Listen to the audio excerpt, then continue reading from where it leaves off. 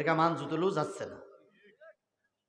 যদি তাই যেত, 3 বারে 4 বারের প্রধানমন্ত্রী বাংলাদেশের থেকে পালাই গেল, সে কখনো লিখতে পারে যে ডোনাল্ড ট্রাম্প আপনাকে স্বাগত জানাই, বাংলাদেশ আওয়ামী লীগের পক্ষ থেকে তার দলীয় লিডার বলছি, আর বাংলাদেশের প্রধানমন্ত্রী বলতেছি, এ কথা সে কোনোদিন বলতে পারে? বলতে পারে? নির্লজ্জ ব্যাস। আর ডাক্তার মোহাম্মদ ইউনূসের বলি, এত দুর্বল হলে দেশ চালানো যাবে না। মেরুদণ্ড সোজা করে দাঁড়াও। 18 কোটি মানুষ তোমার সাথে আছে, তোমার কিসের ভয়? ওই ভারতের ভাই বাবার দরকার নেই, ভারতের আমরা গুনি না, কারণ ভারতের অস্ত্র থাকতে পারে, আমাদের বুক ভরা ঈমান আছে। বাঁশের লাঠি নিয়ে তকবীর দেব, ভারত চারিদিক থেকে আক্রমণ হবে, ভারত টিকতে পারবে না।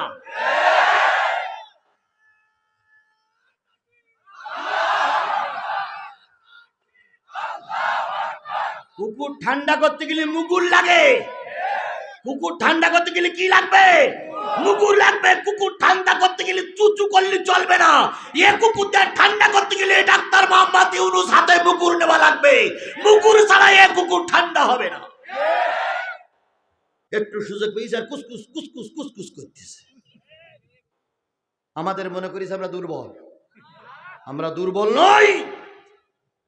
মদিনার সনদ দিয়ে একটু পরীক্ষা করে দেখতেছিলাম যে তোমরা আমাদের লাইনে আসো কিনা।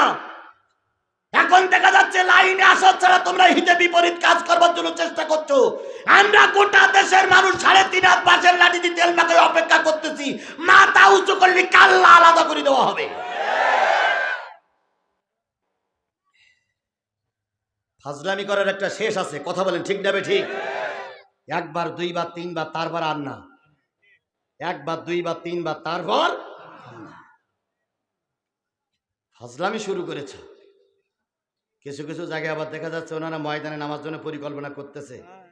কোন অধিকারে ময়দানে নামার জন্য চেষ্টা করো? লজ্জা শরম আছে? তোমাদেরই কারণে পিটিআর গুলো মারা গেল, কথা বলে ঠিক না বেটি?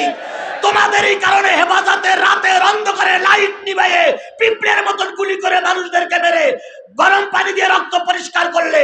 তোমাদেরই কারণে 1500 যুবক ছাত্ররা মৃত্যুবরণ করলো।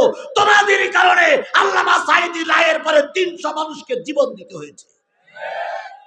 নরঘাতক রক্ত পিপাসু এখন আবার রাজনীতি করার জন্য ময়দানে আসবে।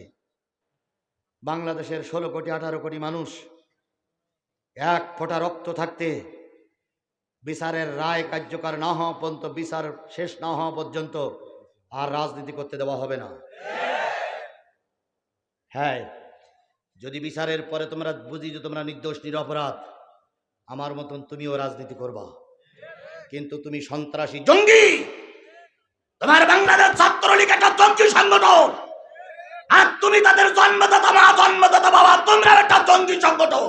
এই জঙ্গি সংগঠনের বিচার না হওয়া পর্যন্ত বাংলাদেশ ছাত্রলীগকে যেমন নিষিদ্ধ করা হয়েছে, কোর্টের মাধ্যমে আওয়ামী লীগকে ওই কায়দায় নিষিদ্ধ করা লাগবে।